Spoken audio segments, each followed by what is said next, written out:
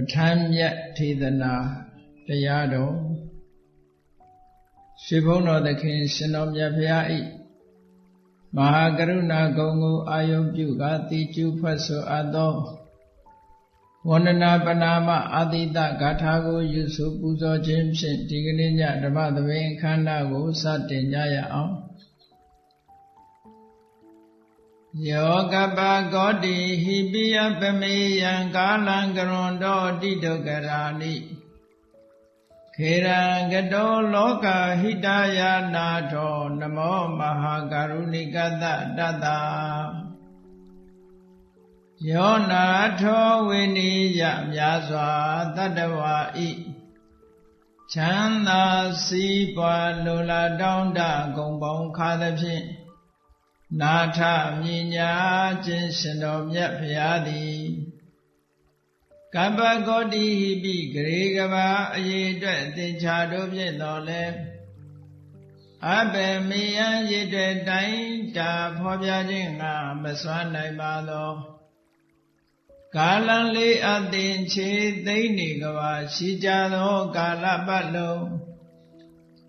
လောကဣဒယတတ္တလောကဤအကျိုးစီးပွားအလုံးငါအတိဒဂရာနိဥ္စာအသက်ချေလက်အင်္ဂါမေတ္တာကြီးမာသမိတာနှင့်တထာဇနီဆွန်ញင်းကြီးဟုကျက်သီထဘွယ်ငါးသွဲအစုအလွန်ခဲရင်သောမှုတို့ကိုကရွန်တော်ဖျားဖြစ်ရန်ဤတန်ကြိုးကုတ်အထုတော်မူရသည်ဖြစ်၍ခေရန်လက်ချေမျက်လုံးအသက်ဆုံးလည်းရဲ့နှလုံးစေဝံကိုရောဤပင်မခြင်းတို့ကတောဘဝတဏ္ဍကျိန်ဖန်များစွာရောက်တော်မူခဲ့ရရှာလေပြီမဟာကရုဏီကတတတ္တဝါများရင်ဝေသားကဲ့သို့တနာချစ်ခင်မဟာကရုဏာရှင်ဖြစ်တော်မူသောတသနာထသဝိနည်းများစွာတတ္တဝါဤချမ်းသာစီးပွားလိုလားတောင်းတဂုံပေါင်းခါသဖြင့်နာထမြညာထိုရှင်တော်မြတ်ဖရာအားနမောယုတိပြောင်းပြောမှန်ကိုလျော်၍ကရောယုကျိုးရှိခိုးခြင်းသည်အထုဘဝတုစင်စစ်မသွေဖြစ်ပါစေတည်း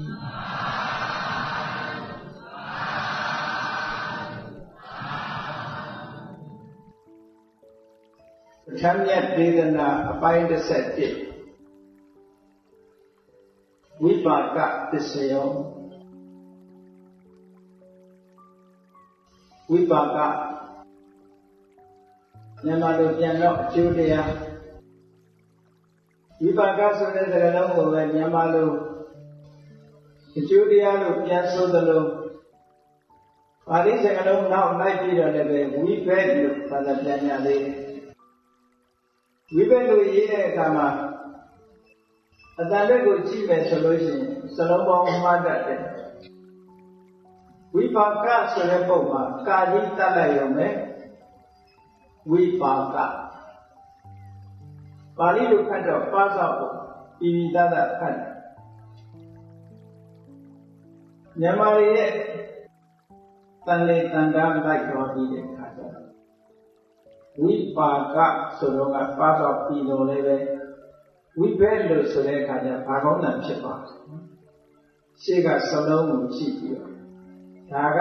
အတန်ရဲ့ပြောင်းလဲမှုလို့ခေါ်မြန်မာစကားမှာရှိရဲ့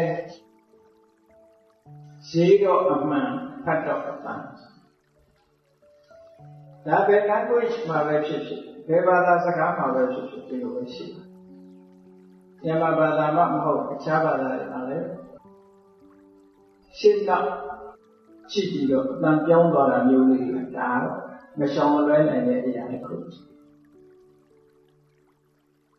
ဒီတော့အမှန်ရတယ်ဖတ်တဲ့အခါအတန်တချို့မြန်မာစကားကရေးတဲ့တိုင်မဖတ်ဘူးမြန်မာစကားကခက်တယ်လို့ပြောကြဘယ်ဘာသာစကားပဲဖြစ်ဖြစ်ရေးတဲ့တိုင်ဖတ်တာမဟုတ်ပါဘူးအင်္ဂလိပ်ဘာသာစကားထဲမှာလည်းအများကြီးရှိတယ် ရေးတဲ့ခါကျတော့ KNOW လို့ရေးထားတာဖတ်တဲ့ခါကျတော့ကနိုးလို့မဖတ်ဘဲနဲ့နိုးလို့ဖတ်တယ်။ဒါမျိုးတွေရှိတာပဲ။ဒီကိုကျတော့ဒူးလို့ဖတ်တယ်။တီကိုကျတော့ဒူးတဲ့။ BUD ကျတော့ဘတ် PUD ကျပွတ်ဘယ်ဘာသာစကားမှာပဲဖြစ်ဖြစ်ပြောင်းလဲလေးတွေရှိတယ်။ဒါကြောင့်မို့လို့ရေးတော့အမှန်ခတ်တော့မှန်ဒီမှာလည်းဝိပါကဆိုတဲ့စကားလုံးကို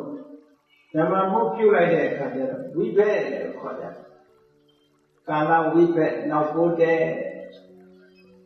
အကျိုးဝိဘက်ကိုခံစားရတယ်ဝိပါကဝိကမလွတ်ကြဘူးနဲ့ဓမ္မစကားထဲမှာပြောနေတဲ့ဝိပါကဝိပါကကိုဝိဘက်လို့ပြန်လိုက်တယ်ပတ်သောတန်ကြောက်သွားပြီးတော့ဘာကုန်းတန်ရောက်တာဒါမျိုးဒိဋ္ဌိနေရာတွေမှာလည်းရှိရှေ့တုံးကိုကြည့်ပြီးတော့အတန်ပြောင်းလဲမှုလို့ခေါ်တယ်ဒါသတိထားစရာလေးတွေပြောပြတယ်ပင်ဆိုတဲ့စကားလုံးလေးပဲကြည့်ပတ်သောနဲ့ရေးထားတယ်ပင်လို့ပြီးပြီးသားသားထွက်တဲ့နေရာရှေ့ကစကားလုံးတစ်ခုထည့်လိုက်လို့ရှိရင်အတန်ပြောင်းသွားတာလေးတွေရှိဆိုပါတော့တစ်ပင်ရှေ့တစ်ဆိုရင်တစ်ပင်လို့ပဲခေါ်ဒါပေမဲ့ရှေ့ကနေပန်းထည့်လိုက်ရင်ပန်းပင်ဖြစ်သွားတယ်ပန်းပင်လို့ဆိုရင်ဝဲတယ်လို့ပြောကြမှာဒီသားသားလေးလေးနဲ့နဲ့ခေါ်ရင်ပန်းပင်လို့ပဲခေါ်ဒီလိုပြောင်းလဲမှုတွေရှိတယ်အဲ့ဒါလိုပဲဝိပါကဝိဘက်ဆိုတာကိုဘာကုန်းနဲ့ကတ္တနဲ့တွားပြီးတော့မရေးနဲ့ပေါ့ဝိပါကဆိုတဲ့စလုံးအတိုင်းဝိပါကဝိဘက်လို့ရေးအတန်ထွက်တော့ဝိဘက်ဒါပြဝိပါကဆိုတဲ့ပါဠိစကားလုံးရဲ့အဓိပ္ပာယ်ကဘာလဲမြန်မာလူမျိုးတွေနားလည်နေတာဝိပါကဆိုတာအကျိုးတရားမှန်ပါတယ်အကျိုးတရားစကားလုံးရဲ့အဓိပ္ပာယ်ပြည့်ပြည့်စုံစုံပြောမယ်ဆိုရင်ဝိပါကဝိဆိုတာလေးကအဓိပ္ပာယ်တစ်ခုပါကဆိုတာလေးကအဓိပ္ပာယ်တစ်ခုဝိဆိုတာဒီနေရာမှာမတူဘူးဆိုတဲ့အဓိပ္ပာယ်ရတယ်ထူးခြားတယ်တစ်ခုနဲ့တစ်ခုသဘာဝချင်းမတူတာလေဝိသဘာဝလေးကွဲပြားခြားနားနေတယ်အကြောင်းတရားတွေသဘာဝချင်းကွဲပြားခြားနားတဲ့အကြောင်းတရားဆိုတာဘာကိုပြောတာလဲဆိုကုသိုလ်နဲ့အကုသိုလ်ကုသိုလ်ကံနဲ့အကုသိုလ်ကံသည်သဘာဝချင်းမတူဘူးကုသလအနဝိဇ္ဇဒုက္ခဝိပါကလည်းကုသလဆိုတာအပြစ်ကင်းတဲ့ကောင်းကျိုးချမ်းသာပေးတတ်တဲ့အမှတ်လက္ခဏာရှိတယ်အကုသလတာဝိဇ္ဇဒုက္ခဝိပါကလည်းအကုသိုလ်ကြတော့အပြစ်ရှိတဲ့ဒုက္ခဝိပါကလက္ခဏာဆင်းရဲတဲ့အကျိုးပေးတယ်ဟောသဘာဝချင်းမတူကြဘူးအဲ့ဒီသဘာဝချင်းမတူတဲ့ကံတစ်ခုရဲ့ပါကအကျိုးလို့ဒီလိုပြောတာအဲ့တော့ဝိပါကဆိုတဲ့စကားလုံးကြီးကုသိုလ်နဲ့လည်းဆိုင်အကုသိုလ်နဲ့လည်းဆိုင်ကုသိုလ်ရဲ့အကျိုးကိုလည်းဝိပါကအကုသိုလ်ရဲ့အကျိုးကိုဝိပါကကံတရားတွေရဲ့အကျိုးတွေကိုဝိပါကဒါကိုဝတ်သုံးပါပြောတဲ့အခါမှာကမ္မဝကိလေသာဝဝိပါကဝကိလေသာဝကမ္မဝဝိပါကဝလို့ဒီလိုပြောတယ်အဲ့တော့နားလည်နေတာကဝိပါကကအကျိုးတရားသဘာဝချင်းမတူတဲ့ကုသိုလ်ကံအကုသိုလ်ကံတို့ရဲ့အကျိုးတရားလို့ပြောတယ်ဒါကြည့်ကုသိုလ်ကံအကုသိုလ်ကံရဲ့အကျိုးတရားမှန်မှန်ကိုဝိပါကလို့ခေါ်သလားလို့မေးစရာရှိတာမေးစရာရှိတာဒီဝိပါကဆိုတဲ့စကားလုံးလေးကကုသိုလ်ကံအကုသိုလ်ကံရဲ့အကျိုးဖြစ်တိုင်းဝိပါကလို့မခေါ်ဘူးဆိုတော့လူတွေတဏ္ဍာမှာရှိတဲ့ယုတ်တရားတွေရှိတယ် Sakhu Padara, Toda Padara, Gana Padara, Siva Padara, Kaya Padara, Padara yung Magu. Di Padara yung Magu yung trong dia Amaro Su Kamne. Eri Kanya Chite, Kamsa Yodi Uro, Vipakalu, Kola, Desuma, Kol. Tila Nigu, Vipakalu, Kola. Terus Dami, Kanya Jum Ho Bulasa, okay. Kamsa Yodi Kanya Jui. Ajilu Mukora. Di Vipaka Sura Sagaroni Ha. Kanya Jui Hama Kora. Konaga, Kamsa Yodi Jaro, Kanya Jula Sum, belum Jula Rodo, Kanya Nandaya. Hogana. Kanya Nandaya, Sirana Okano Jora, Sirana Sura Sirate Nandaya. Kamsa Yodi Gababe, Yodaya. Or Yonana never do it. Wow, I didn't do. Kajamolo. A jumping at Candiane, Jure Hardolan and Vipaka to Kor, but do rather than Mako. Naga Upamali to the Senati Shendaya. Pala, Pali to Kala, Namalo Adi. Eri Dide Pare, say a lego. Silent Kata, when the new Tranano, Say about a knitted, a young tread, busy tread, a yearly tread, a pointy tread, a beady tread. Any chamber, a near her lay, the cigar cheddar. A near one lay a cigar cheddar, busy let a cigar cheddar, a kind caddy let a cigar cheddar, a yearly let a cigar cheddar, a pointy. Cigarette. A dear cigarette. Oh, a cigarette, a Yajigo, go long plano, call the Anderson. Macau. Very a cigarette, the hand do get a cigarette, a digo, and plano corner, a point of plano Macau. Now, look at my Jewish and is a load of crew, you're a hope, no? Say that Giam, go and in my ship.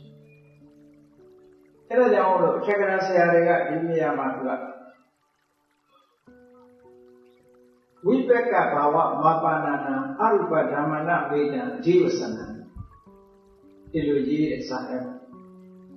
Vipaka bawa sudah jenjat aneh ada kudo apana jauh lade arupa dhamana nandaya tetaya jivasana jiwe vipaka sudah Nandaya Tata Buddha Korea, Babiloro, a Jonka, Nandaya Shadow. Tipping a Palasura, a Dita Teku Korea,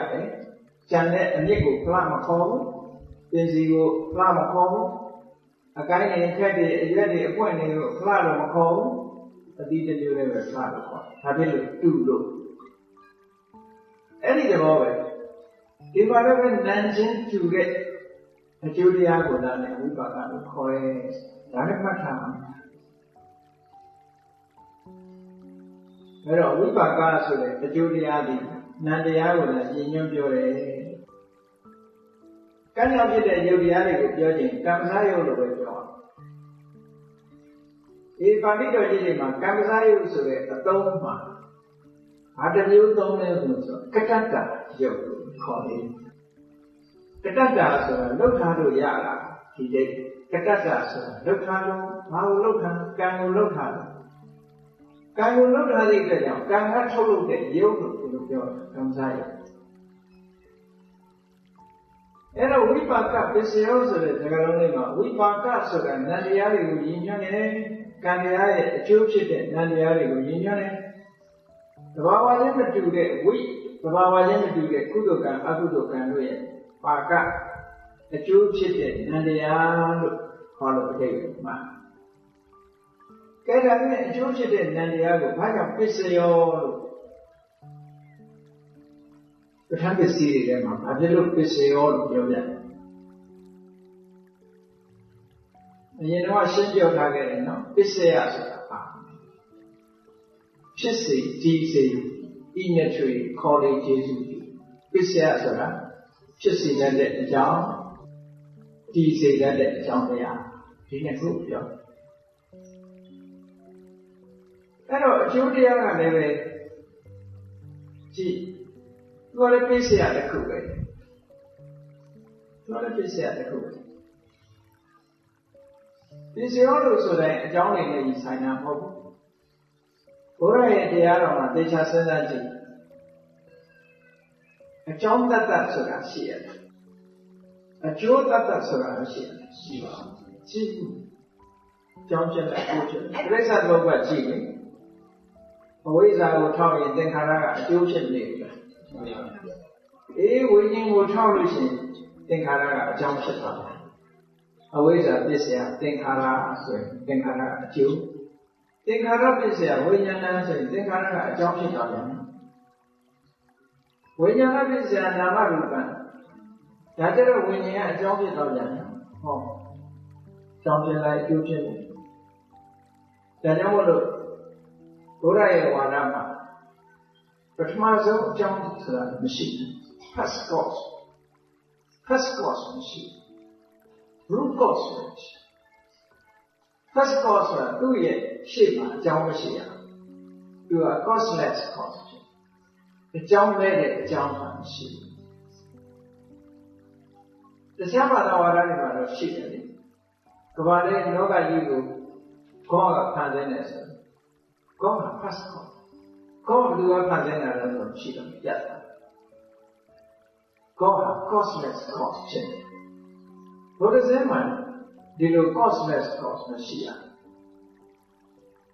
အကြောင်းနဲ့အကျိုးသည်ဆက်သွယ်ပြီးတော့ဒီအပြန်အလှန်ဖြစ်တယ်ပြန်အလှန်ဖြစ်တယ်အဲ့ဒီနေရာမှာဝိပါကလို့ဒီနာမည်ပေးထားပေမဲ့ရှုတော့တစ်ခုအနေနဲ့ကသူကအကျိုးတရားသူကနေပြီးတော့ဖြစ်စေတဲ့အကျိုးတရားတွေကိုကြည့်ရင်သူကအကြောင်းတရားပြန်ဖြစ်တာအခု24ပစ္စည်းထဲမှာဝိပါကပစ္စယောဆိုပြီးတော့မြတ်စွာဘုရားဟောတာနော်အေးအဘိဓမ္မာသင်မှုတဲ့ပုဂ္ဂိုလ်တွေအနေနဲ့ကြည့်ရစေစိတ်89ထဲမှာဝိပဿနာလို့ခေါ်ဝိပါကဝိပဿနာ36ခုရှိအကုသိုလ်ရဲ့အကျိုးက9ခုရှိဇန္နရယကုသိုလ်ရဲ့အကျိုးအကုသိုလ်အကျိုးကဝိပဿနာ9ခုကုသိုလ်ရဲ့အကျိုးကဇန္နရယအဲ့ဒီလိုဝိပဿနာစိတ်89ထဲမှာဝိပဿနာဆိုတာပြတာရှိအဲ့ဒီဝိပဿနာဟာလည်းပဲရှင်ဘက်စေတသိက်တွေဖြစ်တယ်ဝိပဿနာနဲ့ရှင်တဲ့စေတသိက်တွေနဲ့တွဲခဲ့ပြီးတော့တခုလည်းဖြစ်ကြတာမဟုတ်ဘူးအတိအတိဝိပဿနာတိုင်းမှာရှင်ဘက်စေတသိက်တွေရှိတယ်ယုတ်တရားပဲဖြစ်ဖြစ်နံတရားပဲဖြစ်ဖြစ်တခုလည်းမဖြစ်ဘူးစုလိုက်ဖြစ်တယ်အစုလိုက်တည်နေမှ energy ဆိုတာရှိတယ်တခုလည်းခွဲလိုက်လို့ရှိရင် energy မရဘူးဘယ်ရပဲဖြစ်ဖြစ်ပေါင်းစပ်မှ energy ဖြစ်တယ်ပေါ့ဒီဝိပဿနာတွေမှာလည်း energy ရှိအောင်သူကပေါင်းစပ်ထားတယ်ဥပမာစကုဝိညာဉ်စိတ်ဆိုတာကုသိုလ်ရဲ့အကျိုးရှိတယ်အကုသိုလ်ရဲ့အကျိုးရှိတယ်စကုဝိညာဉ်စိတ်ဟာဒီတစ်ခုတည်းဖြစ်တာလားလို့ဆိုမဟုတ်ဘူးသဗ္ဗစိတ်ကသာရဏစေတသိက်9ခုဘာသာဝေဒနာပညာစေတနာဧကဂတဇီဝိတ္တရိယမနတိကာရဆိုစေတသိက်9ခုနဲ့တွဲ10ခုသူရဲ့ unique က10ခုရှစ်ခုအစုလေးကိုခေါ်စိတ်ရုပ်ပြောလိုက်တာနဲ့စေတသိက်9ခုကပါပြီးသားပဲအဲ့ဒီရှစ်ခုခွဲစိတ်လိုက်မယ် separate တစ်ခုစီခွဲလိုက်မယ်ဆိုရင်ပြတ်သွားတယ် energy မရှိပါဘူးကားများလိုပဲတစားစီဖြုတ်တာမောင်းများ စက္ကရိယာတွေတစားတီချုပ်တာပေါ့သုံးမြောင်ဒီတဘာဝတရားတွေလည်းစုနေမှာစွန့်နေဖြစ်လာတာဝိပဿစိတ်တွေမှာလည်းဆံရဝိပဿစိတ်တွေမှာဒီကုသိုလ်ရဲ့အကျိုးကအဟိကုသလဝိပဿစိတ်က8ခုမဟာဝိပဿစိတ်က8ခုကာမကုသိုလ်နဲ့ပတ်သက်တဲ့အကျိုးတရား16ခုရှိတယ်။နောက်ဇံကုသိုလ်နဲ့ပတ်သက်တဲ့ရူပဝဆရာကုသိုလ်ရဲ့အကျိုးတရားဖြစ်တဲ့ရူပဝဆရာဝိပဿစိတ်က9ခုအရူပဝဆရာကုသိုလ်ရဲ့အကျိုးဖြစ်တဲ့ဝိပဿစိတ်က4ခုမလေးပါးရဲ့အကျိုးဖြစ်တဲ့ကိုယ်စိတ်သူကြတော့တခါတရံဝိပါကလို့သုံးတယ်အများအားသုံးတာတော့ဖလားလို့သုံးတယ်ဒါဖြစ်လို့ဖလားလို့သုံးတာတော့မတူညီတဲ့အနေအထားတစ်ခုပြောပြသို့တော့အကျိုးနဲ့အကျိုးပဲဖလားဆိုတဲ့စကားလုံးကလည်းအကျိုးကိုပြောတာပဲဝိပါကကလည်းအကျိုးကိုပြောတယ်လက်ရှိရဲ့အကျိုးကိုတော့ကိုယ်စိတ်ကိုခေါ်လိုက်ဖလားနဲ့ခေါ်တယ်ယမယံကာရဝိပါကဆိုတဲ့စကားလုံးနဲ့သုံးပါဒီပေါင်းလိုက်တဲ့အခါကျတော့ဝိပဿစိတ်တွေ36ခုရှိတယ်အဲ့ဒီဝိပဿစိတ်36ခုရှင်ဘက်စေတသိက်တွေတွဲလာတယ်ဆံရစေတသိက်တွေပေါင်းပြီးတော့ပြောတာရှိရတဲ့အကုန်ထုတ်ပြောတာ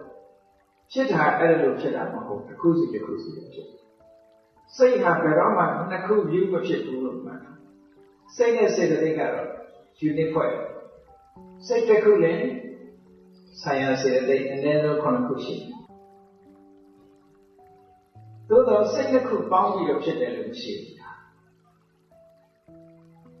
ဆိုတော့သက္ကဝိညာဉ်စိတ်နဲ့သောတာဝိညာဉ်စိတ်တွဲဖြစ်တယ်ရှိတယ်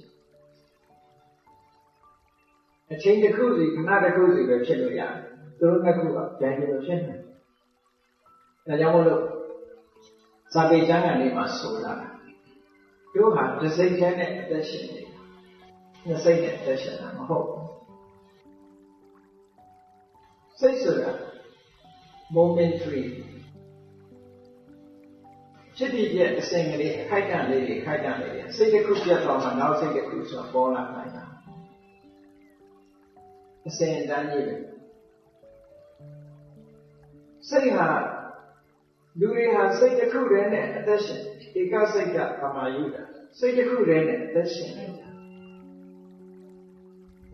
ကာလပေါ်မှာမောင်းသွားတဲ့ကာယော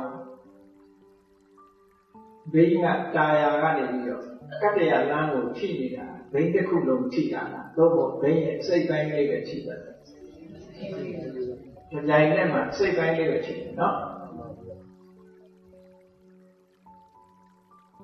အစိတ်ပိုင်းလေးတစ်ခုပဲထိတယ်တာယာကြီးတစ်ခုလုံးကာလပေါ်မှာကြိုင်နဲ့ထိတယ်မလားမောင်းတယ်ထို့တူပဲလူတွေဟာအသက်ရှင်နေတယ်ဆိုတဲ့နေရာတစ်စိတ်နဲ့အသက်ရှင်နေတာတစ်စိတ်စိတ်တစ်ခုပြီးစိတ်တစ်ခုပြီးလို့ပေါ်နေတယ်အဲ့ဒီပေါ်နေတဲ့စိတ်တွေဟာရှင်သက်စေတသိက်တွေနဲ့တွဲပြီးတော့အချင်းချင်းအပြန်အလှန်အကျိုးပြုနေရတယ်တဲ့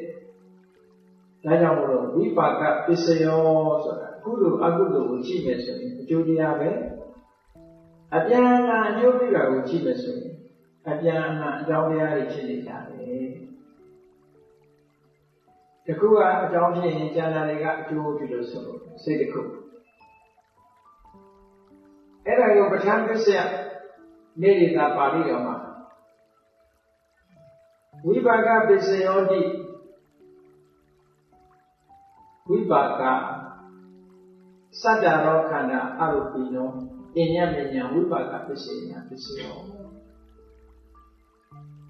ဝိပဿဖြစ်တဲ့ခန္ဓာ၄ပါးခဏပြောခဲ့တဲ့ဝိပါကဆိုတာနာနဲ့ပဲသက်ဆိုင်တယ်ပြောဝိပဿဖြစ်တဲ့ခန္ဓာ၄ပါးဆိုတာဘာပြောတာလဲဝိညာဉ်နဲ့ခန္ဓာကဝိပဿစိတ်36ကိုပြောဝေဒနာကဝိပဿစိတ်မှာရှင်တဲ့ဝေဒနာပညာကဝိပဿစိတ်မှာရှင်တဲ့ပညာကျန်တဲ့သင်္ခါရလို့ဆိုတဲ့ဝိပဿစိတ်မှာရှင်နိုင်တဲ့စေတသိက်တွေဟောပေါင်းလိုက်တဲ့အခါကျနာခန္ဓာ၄ပါးပဲ ဆိုပါလို့မိမိတို့တဏ္ဍာမှာစက္ခုဝိညာဉ်စိတ်ကလေးဖြစ်တယ်စက္ခုဝိညာဉ်ဆိုတဲ့ဝိဘတ်စိတ်ကလေးဖြစ်လာအဲ့ဒီစက္ခုဝိညာဉ်စိတ်နဲ့ရှင်တွဲပြီးတော့ဖြစ်လာတဲ့စေတသိက်ကဝေဒနာလေးကဝေဒနာခန္ဓာပညာစေတသိက်လေးကပညာခန္ဓာဉာဏ်နဲ့ဖတ်တာကိုစေတနာတို့ဧကဂတာတို့ဇီဝိတ္တေတို့မနတိကာလတို့သင်္ခါရခန္ဓာအောင်းလိုက်ခန္ဓာ၄ပါးပဲနာခန္ဓာ၄ပါးအဲ့ဒီနာခန္ဓာ၄ပါးသည်ဝိဘတ်ဖြစ်တဲ့နာခန္ဓာ၄ပါးသည်အညမဉဏ်အပြန်အလှန်ဝိပါကပစ္စေနဝိပါကပစ္စယတတ္တိဖြင့်ပစ္စယောဥပကာရကောကျေစုပြုနေတယ်နာကိုပြောတာစက္ကဝိညာဉ်စိတ်ကလေးကဘယ်သူတွေကိုကျေစုပြုလို့မေးလို့ရှိရင်အတ္တဝေဒနာပညာစေတနာဧကဂတဇီဝိတ္တေရိယမနတိကာရဆိုစေတသိက်ခန္ဓာ၃ပါးကိုကျေစုပြုနေတယ်စေတသိက်9ခုကျေစုပြုဘာတတ္တိနဲ့ကျေစုပြုရလဲဆိုဝိပါကတတ္တိနဲ့ကျေစုပြုတယ်ဒါပြောတော့ဒါမျိုးဝိပါကတတ္တိဆိုတာဘာပြောတာလဲဝိပါကဆိုတာအကျိုးတရားဆိုတာနားလည်ပြီလားဝိပါကတတ္တိဆိုတာဘာပြောလဲဝိပါကရဲ့သဘောတွေကိုကြည့်ရအောင်ဝိပဿစိတ်တွေဟာနိရုဒ္ဒါဟတန္တဘာဝဝိပဿစိတ်တွေကဘာမှ activity မရှိဘူးလို့ပြောတယ်ကံတရားတွေလို့ကုသိုလ်တို့အကုသိုလ်တို့ထက်ထက်မြက်မြက်မရှိကြဘူးတော့အကျိုးတရားပဲကျိုးပန်းအထောက်မှုဘာမှမရှိရှိလို့လည်းမရဘူးကံရဲ့ပုံရိပ်တွေပဲလေဆိုတော့ကိုယ်ရှိရနေပြီးတော့ကြည်မှန်လေးထောင်ကြည့်လိုက်ကြည်မှန်လေးထောင်ကြည့်လိုက်လို့ရှိရင်လူအစ်စ်ကတစ်ဖက်မှန်ထဲမှာပေါ်လာတဲ့အရိပ်ကတစ်ဖက်ဟုတ်ကဲ့အဲ့ဒီမှန်ထဲမှာပေါ်လာတဲ့အရိပ်ကိုလူရဲ့ပုံသဏ္ဍာန်နဲ့ချမ်းသာတော့ပြင်လို့ရတာမရဘူးတကယ်ဒီလူကိုမပြင်မဲနဲ့မှန်တဲ့ကပုံရိပ်ကလေးလှုပ်ရှားလို့ရတယ်မရဘူးဝိပဿနာပုံရိပ်တယ်ပုံရိပ်ဆိုတော့နိရောဓကဘာမှသူတို့မှာအချုပ်နိုင်စွမ်းမရှိကြဘူးအထုတ်နိုင်စွမ်းမရှိကြတော့တန်တငြိမ်သက်နေကြတယ်ငြိမ်ချမ်းတာမဟုတ်ဘူးနော်ငြိမ်နေတာကိုပြောတယ်နိရောဓဟတန်တဘာဝတဲ့ပဋ္ဌာန်းတက္ကရာတို့ဝိသုဒ္ဓိမေတက္ကရာတို့ဖွင့်တယ်နိရောဓဟတန်တဘာဝေနအထုတ်မှုကင်းမဲ့ပြီးငြိမ်သက်နေတဲ့အနေအထားနဲ့ဟောဝိပဿစိတ်တွေကအထုတ်မှုကင်းပြီးတော့ငြိမ်သက်အဲဒီလိုတော့အကြောင်းတရားကြောင့်ဖြစ်လာလို့ကံရဲ့ပုံရိပ်အနေနဲ့နားထင်တာဘာမှသူတို့ပြင်လို့ရတာမဟုတ်ဘူးကံကဖန်တီးလိုက်တဲ့အတိုင်းအရေးလာထင်ပါဘုန်းကြီးတို့တွေရဲ့ခန္ဓာကိုယ်မှာလည်းပြင်းမရတာတွေအများကြီးရှိတယ်ကံရဲ့ပုံရိပ်တွေဟုတ်လားဒါပဲကြံ့ကြံ့မှပြင်တဲ့လူကရှိသေးတယ်နော်သားမဲတဲ့လူကဖြူအောင်လုပ်တယ်မလာတဲ့လူကလှအောင်လုပ်တယ်သားဖြူတဲ့လူကမဲခြင်းနဲ့ကံရဲ့ပုံရိပ်တွေကိုကြိုးကြိုးစားစားပြင်းနေကြတာမျိုးလည်းရှိတယ်သို့တော့ပြင်းမရတာအများကြီးပြင်ရတာတော့ဓာတ်နဲ့လှီးပြီးတော့ပြင်တာတော့ပြင်လို့ရမှာပေါ့ပုံဖြတ်တာတော့ဘာလို့လုပ်လို့ရမှာသို့တော့ကံတရားရဲ့အကျိုးတရားဆိုတာပြင်လို့ရတဲ့အရာမဟုတ်ပြင်လို့ရတဲ့အရာကံကဒုတရံဖန်တီးလိုက်လို့ရှိရင်ဒုပဲနေတိရစ္ဆာန်တရံဖန်တီးလိုက်လို့ရှိရင်တိရစ္ဆာန်ပဲနိရောဓဟာဘာမှကျုပ်ပန်းအထောက်မှုကင်းမဲ့ပြီးတော့တန်တငြိမ့်နေတဲ့တော့လို့ပြောတာဘာမှလှုပ်ရှားမှုကင်းမဲ့ပြီးတော့ငြိမ့်နေတဲ့တော့မှန်တယ်မှာအရေးပေါ်နေတာမျိုးသို့မဟုတ်ပကြီးကားကြတဲ့ကရုပ်ပုံသွားသို့မဟုတ်ဓ ဓာတ်ပုံရိုက်ထားတဲ့ရုပ်ပုံတော့ငြိမ့်နေတာလေဓာတ်ပုံကကြည့်ပြိမောမှာထင်းနေတယ်ထင်းတဲ့အတိုင်းပြင်လို့မရဘူးဒါပေမဲ့ကျန်ကျန်တောင်းလာပြင်တော့နှခမ်းမွေးမပါတဲ့ပြင်ခမ်းမွေးတက်ဒါတော့ဒီပြင်လို့ရတယ်ဆိုတာဒါအပေါ်ရန်နေလို့နေတာဟုတ်ကဲ့တကယ်ကတော့ဒါပြင်လို့ရတဲ့ဟာမဟုတ်ဘူးသဘာဝအတိုင်းငြိမ့်တဲ့အဲ့ဒီသဘောကိုပြောတာနိရုဒ္ဓဟာတန်တဘာဝဝိပဿစိတ်တွေကအားထုတ်မှုကင်းမဲ့ပြီးတော့ငြိမ့်သက်နေတဲ့ဘောရှိတယ်အဲ့တော့ဝိပဿစိတ်တွေကငြိမ့်သက်နေတယ်ဆိုလို့ရှိရင်ဝိပဿစိတ်နဲ့ရှင်းနေတဲ့စေတသိက်တွေကရောမငြိမ်လို့ဖြစ်မလားအကြောင်းတရားဖြစ်တဲ့ဝိပဿစိတ်ကငြိမ်လိုက်ပြီဆိုရင်ကျန်တာတွေရောမငြိမ်ရပြီဘူးလားငြိမ်သွားတယ်အဲ့ဒါကြောင့်လို့ထက္ကရာဆရာကြီးကရှင်းပြတာနိရုဒ္ဓဟာတန္တဘာဝေနနိရုဒ္ဓဟာတန္တဘာဝယဥပကာရကတအကြောင်းတရားကအထုတ်မှုကင်းခဲ့ပြီးတော့ငြိမ်သက်နေတဲ့အနေအထားကြောင့်ကျန်တဲ့ရှင်ဘက်သဘာဝတရားတွေကိုလည်းပဲအထုတ်မှုကင်းမဲ့ပြီးတော့ငြိမ်သက်သွားအောင်ဒါမှလည်းရောညီတူဖြစ်မှာပေါ့ဒီကောငြိမ်ဒီကောလှုပ်နေပဲပေါင်းလို့ရပါ့မရဘူးငြိမ်နေတာချင်းမှပေါင်းဆက်လို့ရမှာပေါ့နော်ဝိပါကကနေကျန်တဲ့အရာတွေကိုအကျိုးပြုတယ်ဆိုတာဝိပါကပစ္စယောဆိုတာအဲ့ဒါပြောတာနော်ဝိပါကပစ္စယောဆိုတာအဲ့ဒါပြောတာတခြားဟာကိုပြောတာမဟုတ်ဘူးအထုတ်မှုကင်းမဲ့ပြီးတော့ငြိမ်သက်နေတဲ့အနေအထားဖြင့်ရှင်ဘက်တရားတွေကိုလည်းအထုတ်မှုကင်းပြီးတော့ငြိမ်သက်သွားကဲဒီလိုဆိုလို့ရှိရင်ဝိပဿစိတ်မှာရှင်တဲ့ဝေဒနာနဲ့ကုသိုလ်စိတ်မှာရှင်တဲ့ဝေဒနာတူပါတူဝိပဿစိတ်မှာရှင်တဲ့ဝေဒနာကအထုတ်မှုမရှိငြိမ်သက်ကုသိုလ်စိတ်အကုသိုလ်စိတ်မှာရှင်တဲ့ဝေဒနာကြတော့အထုတ်မှုရှိတယ်လှုပ်ရှားတယ်မငြိမ်သက်ဘူးဒီလိုဆိုလို့အဲ့ဒါဘယ်သူကြောင့်ဒီလိုကြွယ်ပြားခြားနာသွားတာလဲဆိုဝိပါကတတ္တိပဲဟုတ်ကဲ့ဝိပါကတတ္တိလို့ပြောတာအဲ့ဒါကိုပဋ္ဌာန်းမှာ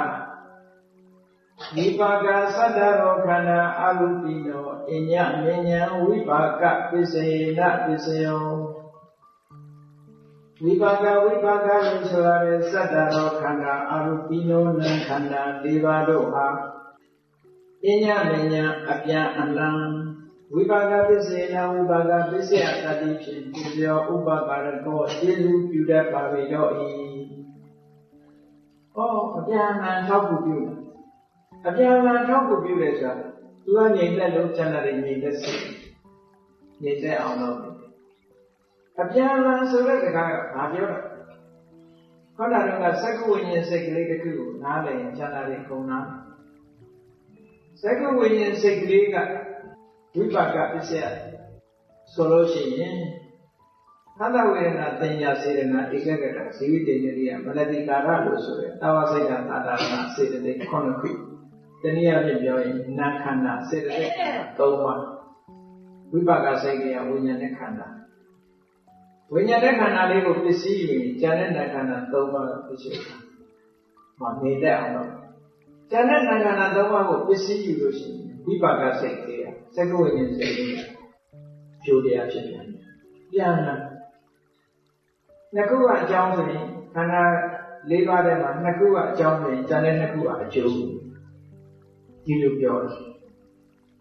အဲ့တော့သူကျေစုပြုတယ်ဘာလို့ဆိုရင်ငြိမ့်သက်အောင်ကျေစုပြုတာပဲလှုပ်ရှားမှုကင်းပြီးတော့ငြိမ့်သက်နေတယ်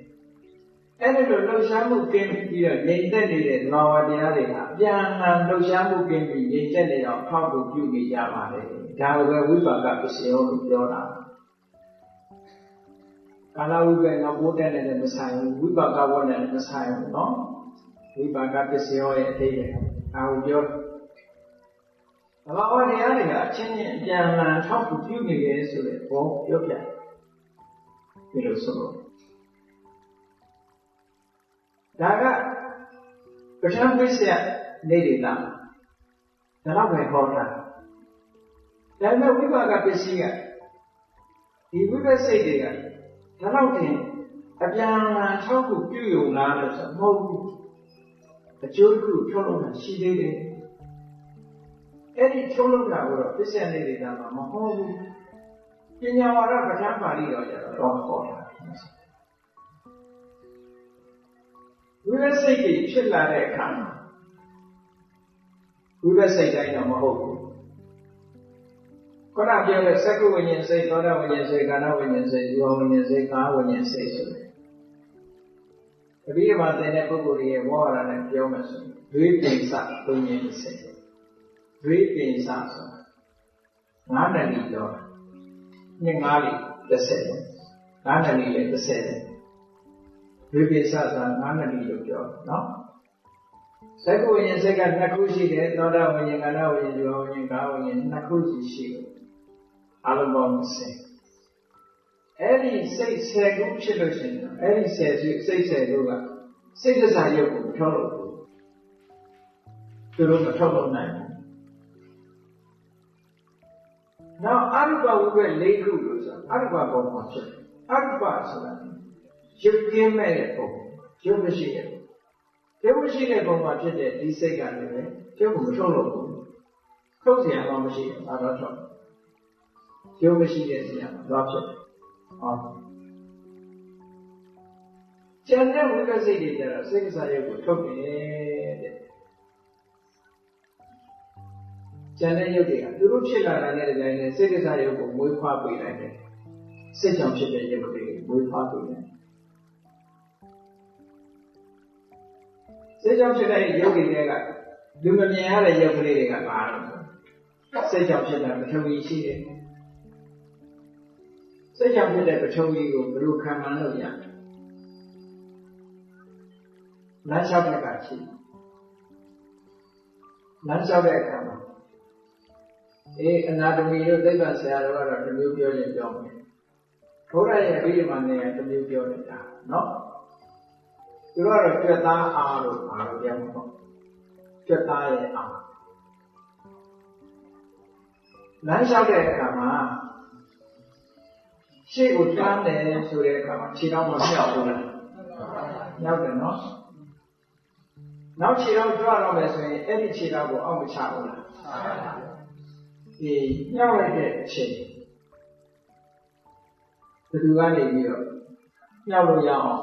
ညှောက်မှုကိုထုတ်လုပ်တာလို့စိတ်ကတော့ထုတ်လုပ်ဒီကြောတွေလှုပ်ရှားလာဘယ်သူကထုတ်လုပ်စိတ်ကထုတ်လုပ်အဲ့ဒီမှာခြေထောက်ညှောက်လိုက်ပြီးဆိုတဲ့အချိန်လေးမှာဓာတ်ကြီးလေးပါးထဲမှာဘယ်သူတွေပိုးလာသူကဓာတ်ကြီးလေးပါးဘယ်တော့မှဖြစ်ဘူးအတူဆုံးလုပ်တယ်ခြေထောက်ပြောင်းလိုက်တဲ့အချိန်မှာပထဝီဓာတ်တွေရော့သွားအာဘောဓာတ်တွေရော့သွားဒါလူမသိဘူးဘယ်သူတွေများလာတော့တေဇောဓာတ်နဲ့ဝါယောဓာတ်များပပူနဲ့လေကြောင့်လို့ပေါ်မြောက်တဲ့လားတဲ့ဟုတ်ကဲ့ဟုတ်တယ်မို့လေဉာဏ်ကြီးအပေါ်တက်တာအင်းကြီးရဲ့အပူနဲ့လေအားနဲ့စုပ်ပြီးတက်သွားတာမဟုတ်လားခြေထောက်မြောက်လိုက်တဲ့အခါမှာပထဝီဓာတ်နဲ့အာဘောဓာတ်ကရော့သွားပြီးတော့တေဇောဓာတ်နဲ့ဝါယောဓာတ်ကတိုးလာတစ်ခုကလျှော့လိုက်ပြီးတစ်ခုမြင့်ပေးလိုက်တဲ့အခါကျခြေထောက်ကြီးမြောက်တက်လာကဲပြန်ချလိုက်ပြီဆိုတဲ့အခါကျတော့ခုနကပထဝီနဲ့အာဘောကများလာပြီးတော့ဝါယောနဲ့တေဇောကရော့သွားတယ်အဲ့ဒါလိုရော့ချီတင်းကြီးရော့ချီတင်းကြီးလုပ်နေတာဘယ်သူကလုပ်နေလို့ဆိုစိတ်ကလုပ်နေတာဟောပထဝီအာဘောတေဇောဝါယောတို့စိတ်ကထိန်းချုပ်ပြီးတော့ဖြစ်ပေါ်စေတယ်ဒါကြောင့်မို့လို့စိတ်ဒဇပထဝီစိတ်ဒဇအာဘောစိတ်ဒဇတေဇောစိတ်ဒဇဝါယောဓာတ်ကြီးလေးပါးဒီအကြောင်းလေးပါးကြောင့်ဖြစ်ကံကြောင့်ဖြစ်တာရှိတယ်ဥရုကြောင့်ဖြစ်တာရှိတယ်အာဟာရကြောင့်ဖြစ်တာရှိတယ်စိတ်ကြောင့်ဖြစ်တာရှိတယ်ဓာတ်ကြီးလေးပါအခုပြောတဲ့မြောက်လိုက်ချလိုက်လုံးနေတဲ့အချိန်ဒီဓာတ်ကြီးလေးပါကဘယ်သူကြောင့်ဖြစ်နေတာတော့ဆိုရင်စိတ်ကြောင့်ဖြစ်တာဒီလိုသင်ကြားတာတစ်ခုပြောအောင်မြင်ရတဲ့ရုပ်တစ်ခုပြောအတန် ဒါမှပြောရင်တော့အဲ့ဒါအနာတပိဆရာတွေကပြောမယ်အတန်အိုးဆိုတာရှိတယ်ဒါတော့အကြောင်းစာတစ်ခုတည်းမဟုတ်ဘူးအကြောင်းအများကြီးဖြစ်ရတယ်ဟုတ်ကဲ့စိတ်ဆိုတာအဓိကအကြောင်းစိတ်ကဘယ်လိုထုတ်ထုတ်အတန်အိုးမကောင်းရင်အတန်ထွက်ပါ့မလားအတွက်ဘူးနော်အကူကြီးတော့ရှိရမှာပေါ့သို့တော့ပင်မအကြောင်းကိုပြောလို့ရှိရင်စိတ်အဲ့ဒီစိတ်ကဘာကြောင့်အတန်တစ်ခုဟာမြည်လာတယ်လေလို့စာနဲ့ပြောမယ်ခေါင်းကအတန်အိုးတွေနဲ့မပြောဘဲနဲ့စာနဲ့ပြောမယ်ဆိုလို့ရှိရင်လူတွေရဲ့တဏ္ဍာမှာကမ္မဇပထဝီဆိုတာရှိတယ်။ကံ့ကြောင့်ဖြစ်တဲ့ပထဝီကအတန်ဖြစ်တဲ့နေရာမှာကမ္မဇပထဝီရှိတယ်။အဲ့ဒီကမ္မဇပထဝီကဘာနဲ့အလားတန်တူတော့ဆိုလို့ရှိရင်စီနဲ့အလားတန်တူတယ်။ဘယ်လိုပြောရင်စီနဲ့အလားတန်တူအဲ့ဒီမှာစိတ်ကစားပထဝီစိတ်ကြောင့်ဖြစ်လာတဲ့ပထဝီကဘာနဲ့တူလို့စီတီးတဲ့ဒုံနဲ့အလားတန်တူတယ်စိတ်ကစားပထဝီကနေပြီးတော့အမာချင်းပေါ့စိတ်ကစားပထဝီကလည်းမာတယ်ကမ္မဇပထဝီကလည်းအမာအဲ့ဒီမာတဲ့ဟာတစ်ခုတိုက်လိုက်တဲ့အတွက်ကြောင့်အတန်ဖြစ်လာတာကမ္မဇပထဝီစိတ်ကစားပထဝီဒီနှစ်ခုပေါင်းစားလိုက်တော့အတန်ထွက်လာတာအဲ့တော့ပထဝီဆိုတာကအတန်ဟိုးနေရပေါ့ကမ္မဇပထဝီဆိုတာကံနဲ့တာဏိပိထားတာတစ်ခုပဲအဲ့ဒါကိုစကားပြောလို့လည်းစိတ်နဲ့အာယုရောတွေဘာတွေအကုန်လုံးမှလှုပ်ရှားလာပြီးတော့ထိခတ်လိုက်လို့အတန်ဆိုတာထွက်လာတာဟောတတ္တယုတ်လေးဟာစိတ်ကြောင့်ဖြစ်တာရှိတယ်ဒီကကပြောတာအတန်လေးဟာစိတ်ကြောင့်ပေါ်လာတာအတန်ဖြစ်ပုံနဲ့ပတ်သက်ပြီးတော့ကျမ်းဂန်တွေမှာဒီလိုရှင်းပြကမ္မဇပထဝီနဲ့စေတဇပထဝီဒီနှစ်ခုရဲ့တိုက်ခတ်မှုကြောင့်အတန်ဆိုတာဖြစ်လာဒီနေရာမှာကမ္မဇပထဝီကညံ့နေတယ်ဆိုလို့ရှိရင်လည်းအတန်ကမြည်မြည်မထွက်နိုင်စိတ်တဇပထဝီကညံ့နေလို့ရှိရင်လည်းအတန်မြည်မြည်မထွက်ဘူးဆိုတော့လူတယောက်ဟာကြောက်လန့်ဖြစ်နေအတန်တစ်မျိုးမထွက်ဘူးလားထွက်တယ်သူ့စိတ်အနေထားဟောအတန်မျိုးဆိုတော့ငိုတဲ့ခါအတန်တစ်မျိုးကြီးတဲ့ခါအတန်တစ်မျိုးစိတ်အခြေအနေကနေပြီးအတန်ကိုထိန်းတော့မျိုးစုံထွက်တယ်သိကြောက်ရင်အတန်တော်မထွက်တော့ကြောက်တော့အားကြီးတန်ထွက်တယ်အိမ်မက်တော်ကကူကလည်းကြောက်စရာတွေ့တဲ့ခါကျအော်တာအတန်မထွက်ဘူးနော်အဲ့တော့ကမ္မဇယုတ်စိတ်ကစားယုတ်ကံ့ကြောင့်ဖြစ်တဲ့ဟာနဲ့စိတ်ကြောင့်ဖြစ်တဲ့ပထဝီဓာတ်နှစ်ခုစိတ်ကနေဖန်တီးပေးနေတယ်ဒီလိုပြောတာဒီတဲ့ကြောင့်မို့လို့ဝိပဿစိတ်တွေဟာလည်းပဲဆိုင်ရာယုတ်လေးတွေကိုထုတ်သွားတယ်ဒီလိုဖြစ်တဲ့အခါမှာဆိုင်ရာယုတ်တရားတွေမထုတ်နိုင်တဲ့ဝိပဿစိတ်က14ခုပဲရှိတယ်။ကျန်တဲ့စိတ်တွေကအားလုံးကယုတ်ကိုထုတ်တာလေယုတ်ကိုဖြစ်စေနိုင်တာတွေကြည့်ပဲစိတ်ကစားယုတ်ကိုဖြစ်စေနိုင်တာတွေကြည့်အဲ့တော့ဒီဝိပဿစိတ်ကဖြစ်စေတဲ့စိတ်ကစားယုတ်ဟာလည်းဝိပါကတတ္တိလို့ပြောတာဝိပဿစိတ်ကထုတ်လိုက်တဲ့စိတ်ကစားယုတ်ဒီအကုသိုလ်စိတ်ကထုတ်တဲ့စိတ်ကစားယုတ်တော့ပြင်းထန်မှာမဟုတ်ဘူးဒါတော့ရှိတယ်နော်ကုသိုလ်စိတ်ကထုတ်တဲ့စိတ်ကစားယုတ်ကိုပြင်းထန်လှုပ်ရှားမှာတော့မဟုတ်ဘူးငြိမ်ငြိမ်သက်သက်ကလေးပဲဖြစ်နေမှာဘာဖြစ်လို့ဝိပဿစိတ်ကိုကနိရောဓဟာတန်ခါပါအထုံးမှုကင်းမဲ့နေတဲ့ငြိမ်သက်တဲ့သဘောအထုံးမှုကင်းမဲ့ပြီးတော့ငြိမ်သက်နေတဲ့သဘောရှိတဲ့တရားကသူကထုတ်လို့တဲ့အကျိုးတရားတွေလည်းအထုံးမှုကင်းမဲ့ပြီးတော့ငြိမ်သက်တဲ့အနေအထားမျိုးပဲထုတ်မှာပေါ့ဒါပြောဝိပါကပစ္စယောဆိုတာဒါကိုရည်စူးပြီးတော့ပြောတာပါပရိသေရိအချိန်မှာလည်းပဲကမ္မဇယုတ်တွေနဲ့ရှင်တွဲပြီးတော့ဖြစ်တာရှိသေးတယ်ပရိသေရိအခိုက်မှာဆိုလို့ချင်းပရိသေရိစိတ်ဒီဝိပဿစိတ်ပဲအဲ့ဒီဝိပဿစိတ်တွေနဲ့ရှင်တွဲပြီးတော့လာတဲ့ကမ္မဇယုတ်တွေရှိတယ်အဲ့ဒီကမ္မဇယုတ်တွေနဲ့လည်းပဲအပြန်အလှန်အကျိုးပြုနေကြတယ်သူကပြုလို့ဖြစ်ပြီဆိုလို့ရှိရင်အပြန်အလှန်ကျေးဇူးပြုမှုဆိုတာရှိတယ်ကျေးဇူးပြုတာကိုပဲပစ္စယောလို့ဒီနေရာမှာပြောတာပါဟောဒါဝိပါကပစ္စယောဆိုတာဒီသဘောမျိုးပြောတယ် ပညာဝါဒမှာတော့ဝိပဿနာကုသိုလ်လားအကုသိုလ်လားဗျာကတာလားလို့ဆိုတော့ ၃ မျိုးခွဲတဲ့ထဲမှာဗျာကတာအဗျာကတာလို့ဆိုတဲ့အဓိပ္ပာယ်ကဘာကိုပြောလဲအဗျာကတာဆိုတဲ့အဓိပ္ပာယ်ကကုသိုလ်လို့လည်းမပြောဘူးအကုသိုလ်လို့လည်းမပြောဘူးတခြားနာမည်နဲ့ပြောမယ်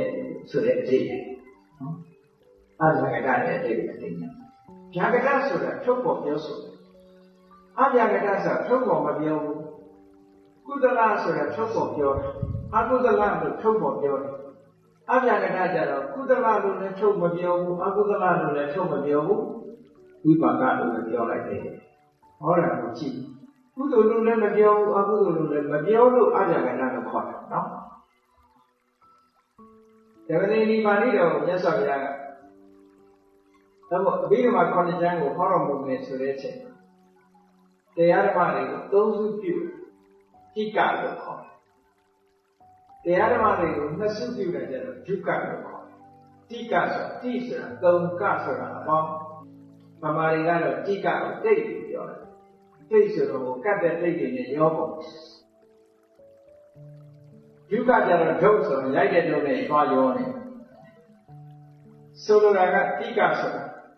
သုံးခုစုဒုက္ခဆိုတာနှစ်ခုတစုဒီလိုဆိုလို့ instead of 3 and instead of 2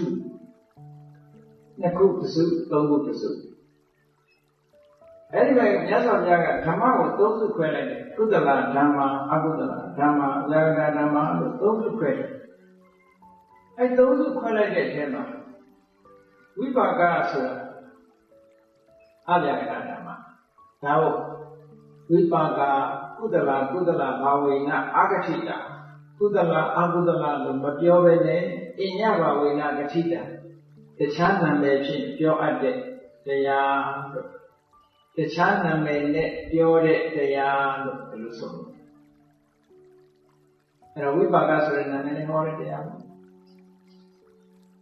အဗျာကတောဓမ္မောအဗျာကတ္တဓမ္မတဝိပါကပစ္စေနပစ္စယောလို့ပညာဝရမှာဒီလိုဟောတယ်အဗျာကတ္တဓမ္မတစ်ခုဒီအဗျာကတ္တဓမ္မတစ်ခုအားဝိပါကတတ္တိနဲ့ကျေးဇူးပြုပါတယ်တဲ့ဒီနေရာမှာအဗျာကတ္တဆိုတာကဝိပဿိတ်တစ်မျိုးလေးကိုအဗျာကတ္တခေါ်တာမဟုတ်ဘူးကရိယာစိတ်ကိုလည်းအဗျာကတ္တခေါ်တယ်ကုသိုလ်အကုသိုလ်မဟုတ်တာတွေဆိုရင်ဝိပဿိတ်ရှိတယ်ကရိယာစိတ်ရှိတယ်နောက်ပြီးတော့ယုတ်တရားတွေရှိတယ်နောက်ပြီးတော့နိဗ္ဗာန်ရှိတယ်ဟောပရမတ္ထတရား၄ပါးကိုကုံအောင်လုပ်လိုက်မယ်ဆိုရင်ကုသလကကုသိုလ်မှန်သမျှပါသွားပြီအကုသလဓမ္မအကုသိုလ်မှန်သမျှပါသွားပြီအဗျာကတ္တဓမ္မထဲမှာကျမ်းစာတွေကုန်ပါတယ်ဒီပဲကရိယာယုတ်နိဗ္ဗာန်အဲ့ဒါကိုအဗျာကတ္တလို့ခေါ်ဒီနေရာမှာဝိပါကပစ္စယောဆိုအဗျာကတ္တဆိုအဗျာကတ္တတချမ်းသာလေးပုံပုံပဲဒီပုံပဲဟောတာဒါကြောင့်လို့အဖြစ်ထုတ်တဲ့အခါကျတော့ဝိပါကဗျာကတ္တ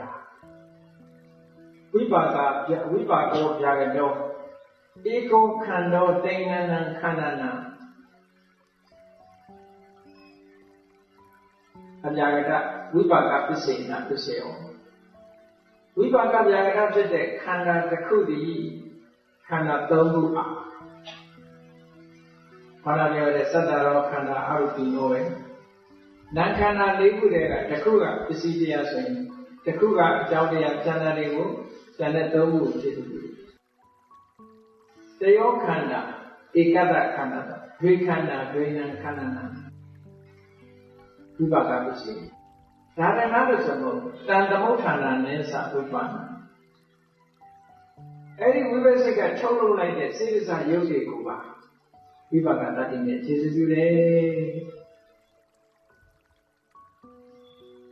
ပရိသေရိအခိုက်မှာဆိုလို့ရှိရင်ကာမဇယုတ်တွေကိုပါခြေစပြုတယ်ဟောအပြန်အလှန်ခြေစပြုနေကြတာအဲ့တော့မြတ်စွာဘုရားကတထမ်းပါဠိတော်ထဲမှာဟောတဲ့ဝိပါကလို့ဆိုတာဒုက္ခနာမှာဖြစ်နေတဲ့ဝိပဿနာတွေအကြောင်းပြောတာလို့ဒီလိုမှကဲဘုန်းကြီးတို့ရဲ့တရေရဲ့တဏ္ဍာမှာအခုအားလုံးချုပ်ပြီးတော့ပြောတာဝိပဿနာ36ခုလို့ပြောတာနော် အဲဒီ36ခုလုံးကိုယ်ပိုင်နဲ့ရှိတယ်လို့မအောင်မေးနဲ့စာရဲပဲရှိတာကိုယ်တဏ္ဍာမှာအခုလောလောဆယ်ရှိနေတဲ့ဝိပဿနာစိတ်တွေကိုပြောအောင်နေ့စဉ်မှာဘာတွေရှိနေတယ်ဆိုရင်ယတိစိတ်ဆိုတဲ့သက္ကဝိညာဉ်စိတ်ရှိဘူးလားရှိတယ်သောတာဝိညာဉ်စိတ်ဓာတိစိတ်အောင်မဖြစ်ဘူးလားနန္တိစိတ်ရှိပါတယ်လယတိစိတ်ရှိပါတယ်ထိတိစိတ်ဒါတွေကတော့ဖြစ်နေတာသိကြတယ်ဟုတ်ကဲ့လက်ရှိခွင့်ကြည့်လိုက်တာနဲ့မြင်သိစိတ်ကလာပြီနားဆွလိုက်တာနဲ့ကြားသိစိတ်ကလာပြီနှာခေါင်းထဲမှာအနံ့ရတာနဲ့အနံ့သိစိတ်လက်ရတာနဲ့လျက်သိစိတ်ခန္ဓာကိုယ်နဲ့တခုထိတာနဲ့ပဲထိတိစိတ်ဟောဒီစိတ်လေးတွေကနိရုဒ္ဓကတန်တတ်တယ်ကံရဲ့ပုံရိပ်ကြောင့်ပေါ်လာတဲ့သဘာဝတရားတွေမို့လှုပ်ရှားမှုသိရှိအထုံးမှုမရှိဘူးသူတို့ရဲ့ကိုယ်ပိုင်အထုံးမှုမရှိဘူးလို့ပြောတာနော်အထုံးမှုမရှိဘူးလေကိုယ်ပိုင်အထုံးမှုရှိအကြောင်းတရားကဖြစ်စေလိုက်လို့ပေါ်လာတာဘာမှမရှိသိငြိမ်တတ်တယ်လှုပ်ရှားတာပြောင်းလဲတာသူတို့ရဲ့ပင်ကို activity တွေဘာမှမရှိဘူးလို့ပြောတာနော်အထုံးမှုဘာမှမရှိဘူးကိုယ်ပိုင်အစွမ်းအစားနဲ့ဘာမှမရှိဘူးကံရဲ့ပုံရိပ်တွေနဲ့ပေါ်လာတယ်တဲ့ကြည့်အာယုလေးတစ်ခုကိုပေါ်လာလို့လက်ခံလိုက်တဲ့တမ္ပတိဆိုင်စိတ်ဒါလည်းဝိပဿနာစိတ်စုံစမ်းတဲ့တဏှိရဏစိတ်အေးမိဖို့ကောင်းတယ်လက်ခံတာတို့စုံစမ်းတာတို့ဒါအလုံးလုံးတာမဟုတ်ဘူးလားလို့ကံကခိုင်းထားတဲ့ပုံလေးပဲသူကြီးရဲ့ထူပြီးမလုပ်တတ်ဘူးဟုတ်ကဲ့နိရုဒ္ဓဟာဆိုသူကထွင်ပြီးလုပ်တာမရှိဘူးလို့ပြောစက်ရုပ်လိုပဲစက်ရုပ်လိုပဲကံရဲ့ပုံရိပ်ပဲစက်ရုပ်ဟာသူ့ကသူထွင်ပြီးတော့မလုပ်နိုင်ဘူးခိုင်းထားတဲ့အတိုင်းဆင်ထားတဲ့အတိုင်းသာဖြစ်တယ်ဟုတ်ကဲ့ဝိပဿနာစိတ်တွေကလည်းဒီတိုင်းပဲအကြောင်းတရားကထုတ်လုပ်ထားတဲ့အတိုင်းပဲဖြစ်တယ်ဒီဘုန်းကြီးတို့တွေရဲ့တဏ္ဍာမှာဝိပဿနာဝိညာဉ်30ဆိုတဲ့မျက်စိနာနာတရားကိုလည်းပတ်သက်တဲ့စိတ်10မျိုးဖြစ်တယ်အဲ့ဒါဝိပါကပစ္စယောပဲနော်ဝိပါကပစ္စယောတွေမှာနေ့စဉ်ကြုံတွေ့နေတဲ့ဟာပြန်လာထောက်ကူပြုနေရတယ်သံပရိဆိုင်စိတ်2ခုဖြစ်တယ်တန်တိရဏစိတ်3ခုဖြစ်တယ်ဒါတွေကဘုန်းကြီးတို့တွေမှာနေ့စဉ်ဖြစ်နေတဲ့တရားတွေရှိတယ်အဲ့ဒါတွေကဆရာစိတ်ဖြစ်ခိုင်းပါဆိုရင်ဝိပါကပစ္စယောနဲ့ပဲနေသွားကြတယ်ပေါ့ကိုယ်တဏ္ဍာနောက်တစ်ခုမဟာဝိပဿနာစိတ်အိပ်ပြောင်းနေတဲ့အချိန်မှာကိုယ်ပရိသေရီနေခဲ့တာကမဟာဝိပဿနာစိတ်ပထမမဟာဝိပဿနာစိတ်နဲ့ပရိသေရီနေခဲ့လို့ရှိရင်အိပ်နေတဲ့အချိန်မှာပထမမဟာဝိပဿနာစိတ်နဲ့ပဲအိပ်တယ်ပေါ့ဘဝင်စိတ်လို့ခေါ်တယ်မဟာဝိပဿနာစိတ်ရှိခုလုံးတောင်ရှိတာမဟုတ်ဘူးအိပ်နေတဲ့စိတ်ပရိသေရီနေတဲ့စိတ်လေးနဲ့ပဲနေတယ်သို့တော့ဘုဒ္ဓအခါမှာဖြစ်လာလို့ရှိရင်မဟာဝိပဿနာစိတ်ရှိခုလုံးနဲ့ဖြစ်တယ်ပေါ့အဲ့တော့ဘုန်းကြီးတို့တွေရဲ့တဏ္ဍာမှာဖြစ်နိုင်ခွင့်ရှိတာဘာတွေတော့ဆိုလို့ရှိရင်အကုသလဝိပဿနာစိတ်9ခုဖြစ်နိုင်ခွင့်ရှိတယ်အဟိကုသလဝိပဿနာစိတ်10ခုဖြစ်နိုင်ခွင့်ရှိတယ်မဟာဝိပဿနာစိတ်10ခုဖြစ်နိုင်ခွင့်ရှိတယ်အားလုံးပေါင်းလိုက်တော့23ဘုန်းကြီးတို့ရဲ့တဏ္ဍာမှာနေ့စဉ်ဘဝမှာဝိပါကပစ္စယောဆိုတာဒီ23ကိုပြောနေတာနော်အေးဇာရပြီဆိုလို့ရှိရင်တော့ခုနကပြောတဲ့ဗြဟ္မာဖြစ်နေတဲ့အခိုက်ဆိုလို့ရှိရင်တော့ရူပဝဆရာဝိပဿနာဖြစ်အောင်မယ်ရူပဇာရပြီရူပဗြဟ္မာဖြစ်နေအရူပကုံရောက်လို့အရူပဗြဟ္မာဖြစ်နေလို့ရှိရင်အရူပဝိပဿနာဖြစ်နေအဲ့ကြမှာဖြစ်မှာလူသားတွေအနေနဲ့မဖြစ်ဘူးတော့အဲ့ဒီစိတ်တွေလူသားတွေအနေနဲ့ဖြစ်ဘူးစိတ်89ဝိပဿနာ36လို့ပြောပြီးပဲကိုယ်တဏ္ဍာမှာရှိတာခေါင်းကပြောတဲ့23ပဲလူသားတွေအနေနဲ့နေ့စဉ်နဲ့ညဝိပါကပစ္စယောဆိုတာအဲ့ဒီ23ခုနဲ့စေတသိက်တွေပြန်လာဖြစ်နေကြတာကိုပြောတာ6ခုဖြစ်နေတာပြောတာသမဏကျင့်စဉ်ဝိပဿနာကျင့်စဉ်ကိုကျင့်ဝိပဿနာကျင့်စဉ်ကိုအောင်မြင်မြင်ကျင့်လို့ message ဖြစ်ပြီးတော့မှဖို့စိတ်ဆိုတာပေါ်တာဆိုလို့ရှိရင်သောတာပန်ဖြစ်ရင်သောတာပတိဖို့သဂရဂံဖြစ်ရင်သဂရဂံမိဖို့စိတ်နာဂံဖြစ်လို့ရှိရင်နာဂံမိဖို့စိတ်ဉာဏ်နာဖြစ်မှရတ္တဖို့စိတ်ဆိုကိုယ်စိတ်တွေကဆိုင်ရာပုဂ္ဂိုလ်ရဲ့တဏ္ဍာမှာဖြစ်လို့ ကိုယ်စိတ်ဆိုတဲ့ဝိပါကစိတ်တွေလည်းဘုန်းကြီးတို့တန်တော်မဖြစ်ဘူးဖြစ်ရင်လည်းသောတပန်ဖြစ်နေသောတပတိဖို့ပဲဖြစ်တယ်ဉာဏ်နဲ့ဖို့မဖြစ်ဘူးသောတပန်ဘဝကနေပြီးတော့တစ်ဆင့်တက်သွားတော့သဂရဂါမိဖြစ်သွားပြီဆိုရင်သဂရဂါမိဖို့ပဲဖြစ်တယ်သောတပတိဖို့မဖြစ်တော့ဘူးအဲ့ဒါဇန်နဲ့ပုံနဲ့မတူတဲ့သဘောလေးကိုမှတ်ဇန်ဆိုတာပထမဇန်ရပြီးရင်ဒုတိယဇန်တက်ဒုတိယဇန်တက်တတိယဇန်တက်သုဒ္ဓဇန်တက်ပစ္စမဇန်တက်အောက်ကဇန်ကပြောက်မသွားဘူးပြန်ဝင်စားတယ်လေကားချက်လိုပဲလေကလေးဟာအပေါ်ဆုံးဖြစ်ရောက်တာအောက်ဖြစ်ပြီးပြောက်သွားတာဟုတ်ကဲ့တက်လိုက်ဆင်းလိုက်တက်လိုက်ဆင်းလိုက်ဟုတ်လားအောက်ဆင်းရင်လည်းဒီလေကလေးပဲဒီကဟုတ်လား၅ပြည့်ရှိတယ်ဒီ၅ပြည့်ပဲပြောက်မသွားကိုယ်စိတ်ကြတယ်အဲ့လိုမဟုတ်ဘူးသောတပန်ဖြစ်သွားတဲ့ပုဂ္ဂိုလ်တယောက်ဟာသောတပတိဖို့ပဲပိုင်ဆိုင်တယ်တကယ်တမ်းဖြစ်သွားတဲ့ကြိုင်နဲ့သောတပတိဖို့စိတ်ကိုသူ့မှာမရှိတော့သောတပတိဖို့ဝင်စားလို့မရတော့ဘူးတကယ်တမ်းဖြစ်ရင်တကယ်တမ်းမိဖို့ပဲဝင်စားလို့ရတယ်ဒါဖြစ်လို့တော့ quality ရင်းတာအကွာသွားမတူဘူးဇန်နဲ့အလားတူမတူဘူးဒီဟာလောကပြောင်းလဲသွားပြီသောတပတိမဲ့ရဲ့စွမ်းရည်တတိနဲ့ဒဂရဂမိမဲ့ရဲ့စွမ်းရည်တတိတူရဲ့လားမတူဘူးဒဂရဂမိမဲ့နဲ့စွမ်းရည်တတိနဲ့နာဂမိမဲ့ရဲ့စွမ်းရည်တတိမတူဘူး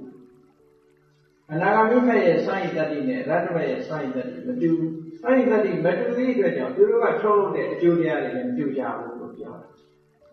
တယ်တစ်ခုစီထုတ်သွားသည့်အတွက်ကြောင့်ရှင်းဟာတွေကိုလက်ခံရယူသိမ့်ပိုက်ထားခြင်းမရှိဘူးတဲ့ဟောဒါကလောကုတ္တရာနဲ့ဇန်နဲ့မတူတဲ့သဘောတွေပေါ့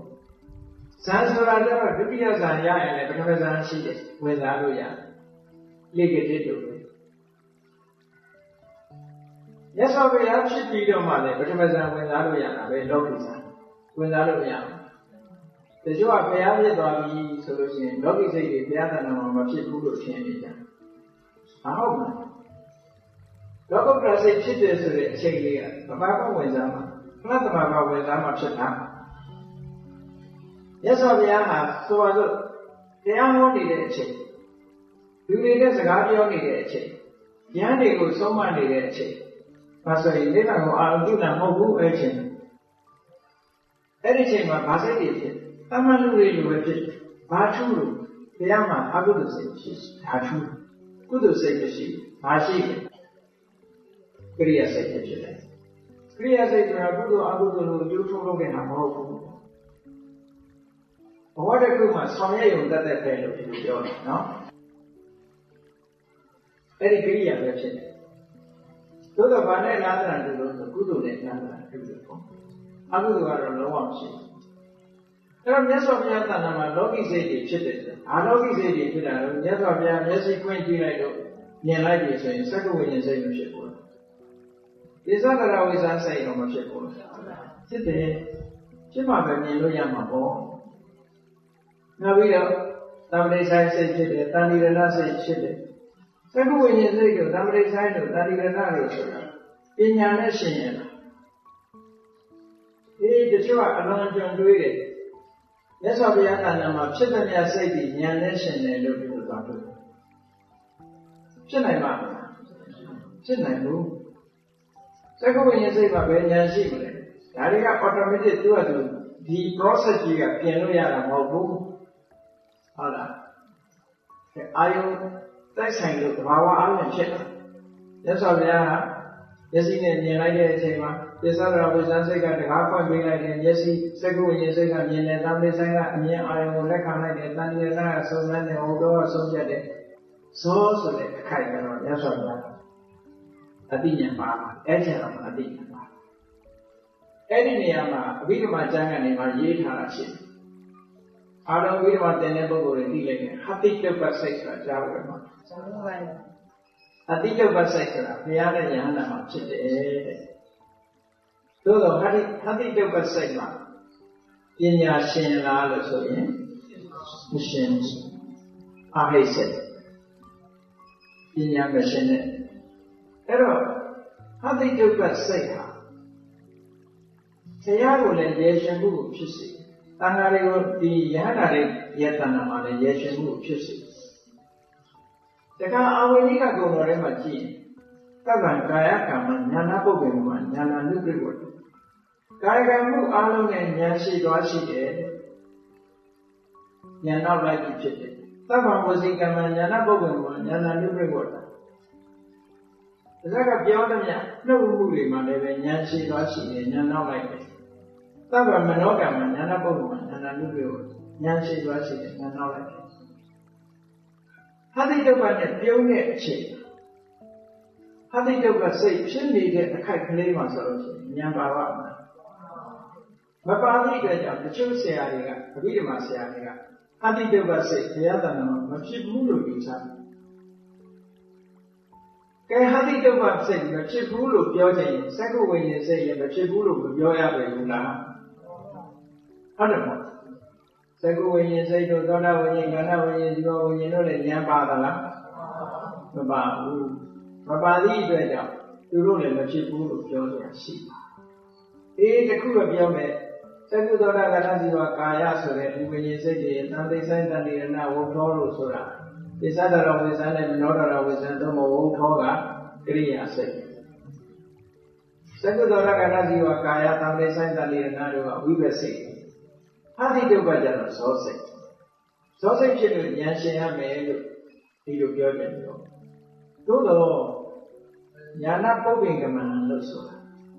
မပြုံးခင်ကမြတ်စွာဘုရားဉာဏ်ဖြစ်ပြီးသားအတိတ္တပစိတ်ဖြစ်တဲ့အခိုက်ကလေးသာအတိတ္တပစိတ်မှာဉာဏ်မရှင်တာပြောတာနော်ပြုံးမှုကိုပြုတဲ့မြတ်စွာဘုရားကဆိုပါလို့ဆုံးကကြွသွားတဲ့အချိန်မှာလမ်းမှာဝက်မာလေးကောင်မြင်တော့ပြုံးတယ်ဝက်မြင်တာနဲ့ဘာလို့ပြုံးလဲဘုန်းကြီးတို့တွေပြုံးမိရလားဝက်မြင်တာနဲ့ပြုံးမလဲဝက်မြင်တာဘာပြုံးမှာဝက်ခဏခဏတွေ့နော်မြတ်စွာဘုရားကဝက်မြင်တာမှမဟုတ်ပဲနဲ့အဲ့ဒီဝက်ကလေးမြင်လိုက်တဲ့အခါကျတော့အဲ့ဒီဝက်မလေးကတခုသောဘဝမှာမြမကြီးဇမဘဝကနေပြီးတော့သူကတန်မြာလဲလာပြီးတော့ဝက်ဖြစ်နေတာဟောဘဝနှစ်ခုကခြားနာနာဖြစ်တာဒီဝက်မလေးကတစ်ချိန်လုံးကမြမကြီးမှာမြမကြီးဒါကြောင့်မို့လို့ဗမာပြည်စကားပြောတဲ့အချိန်မှာဆိုလေးတစ်ခုရှိတယ်လေမြမဖြစ်တော့တဝင်းဝင်ဝက်စခြင်းမှာတရှုပ်ရှုံဇမကနေဝက်တန်းဖြစ်တာတော့မရှိဘူးပေါ့သို့တော်မြတ်စွာဘုရားပြုံးတာဟာဒီဝက်ကလေးကတစ်ချိန်လုံးကဒီဝက်မလေးကတစ်ချိန်လုံးကဇမကြီးပါလားဆိုတဲ့အမြင်လို့ပြုံးတာအဲ့ဒီမြင်တယ်ဆိုကြတဲ့ကဉာဏ်မဖြစ်ဘူးလားဝက်မမြင်လို့ပြုံးတဲ့အပြုံးကြီးအတိတ္တပနဲ့ပြုံးတာပဲဟုတ်ကဲ့အဲ့ဒါကြောင့်မို့လို့အထက်ကတီကာဆရာရဲ့တီကာဆရာတူရဲ့အယူဆဇန်တဲ့ပုဂ္ဂိုလ်ရဲ့လက်ခံမြတ်စွာဘုရားရဲ့လောက်တဲ့များဟာအတိညာရှိရှိတယ်အတိတ္တပစိတ်ဖြစ်တယ်အတိတ္တပစိတ်မဖြစ်ခင်ကဉာဏ်ဖြစ်ခဲ့ပြီလားလို့ဒီလိုဆိုတယ်အဲ့ဒါဉာဏပုပ္ပေကမှာဉာဏ်နဲ့တူဖြစ်တယ်လို့ပြောတာမှမဟုတ်ဘဲနဲ့ဉာဏ်ရှိသွားရှိတယ်လို့ပြောတာလေဟုတ်တယ်စကားလုံးကိုသိချာနားထောင်ဉာဏပုပ္ပေကမှာဉာဏ်ရှိသွားရှိတယ်ဉာဏလူပရိဝတ္တဉာဏ်နောက်လိုက်တယ်လို့ပြောတာဉာဏ်နဲ့တူဖြစ်ရမယ်လို့ပြောတာမဟုတ်ဘူးနော်ဒါကြောင့်မို့လို့လောကမှာရှိတဲ့သဘာဝတရားတွေအထင်အမြင်တွေဖြစ်တတ်တယ်မြတ်စွာဘုရားတဏ္ဍာမှာလောကီစိတ်တွေမဖြစ်ဘူးလို့ဒီလိုအောင်းမိတတ်တယ်မြတ်စွာဘုရားကလောကီစံတွေကိုမဝင်စားဘူးလို့တချို့ကဒီလိုထင်တယ်မဟုတ်ဘူးမြတ်စွာဘုရားလောကီစံနဲ့ဝင်စားတာပဲဘာဖြစ်လို့လဲဆိုလောကီကမပြောနဲ့လောကီစိတ်တွေတောင်ဖြစ်နေတာဟုတ်လားတာမန်နေရင်တာမန်စိတ်တော့ဘုရားတဏ္ဍာမှာမဖြစ်တာအကုသိုလ်စိတ်မဖြစ်ဘူးကုသိုလ်စိတ်မဖြစ်ဘူးခရိယာစိတ်ဖြစ်တယ်ကျန်တဲ့ဝိပဿစိတ်တွေကတော့ပုံရိပ်တွေပဲလေဒါဘဝရဲ့ကံကြမ္မာရဲ့ပုံရိပ်တွေကတော့လာမှာပေါ့ကံကြမ္မာရဲ့ပုံရိပ်မဟုတ်လို့ရှိရင်ကုသိုလ်လည်းမဟုတ်အကုသိုလ်လည်းမဟုတ်ဟုတ်လားကံတရားရဲ့အကျိုးလည်းမဟုတ်တာကြတော့ကရိယာစိတ်ပေါ့အဲ့ဒီစိတ်တွေဖြစ်တယ်လို့ဒီလိုသဘာဝတရားတွေကိုရှင်းရှင်းလင်းလင်း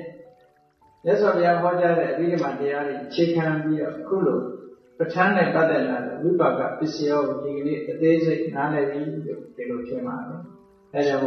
ဝိပါကပစ္စယောဆိုတာနိရောဓဟတန္တဘာဝေန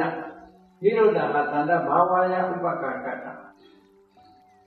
အာထုံမှုကင်းမဲ့ပြီးတော့ငြိမ်သက်တဲ့အနေထားနဲ့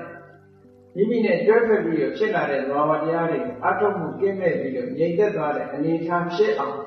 ခြေစုပြုတတ်လို့ဝိပါကပစ္စည်းခေါ်တယ်လို့ဆိုတာဘောပေါက်ပြီးတော့မိမိတို့ရဲ့တဏ္ဍာမှာဖြစ်နေတဲ့ဝိပါကသဘောတရားတွေဟာအပြန်အလှန်ယခုကဲ့သို့ထောက်ကူပြုပြီးတော့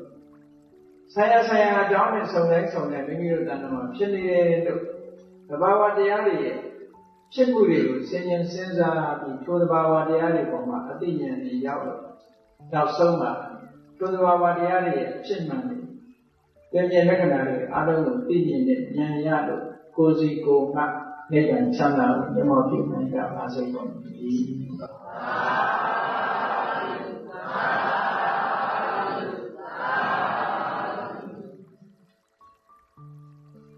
ကဲမြတ်ဖို့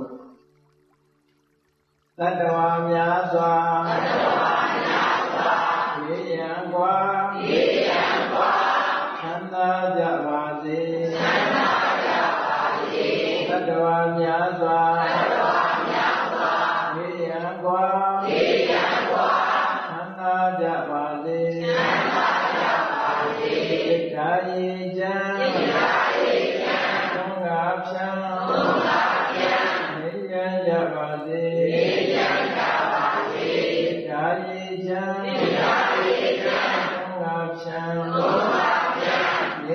ကြပါစေ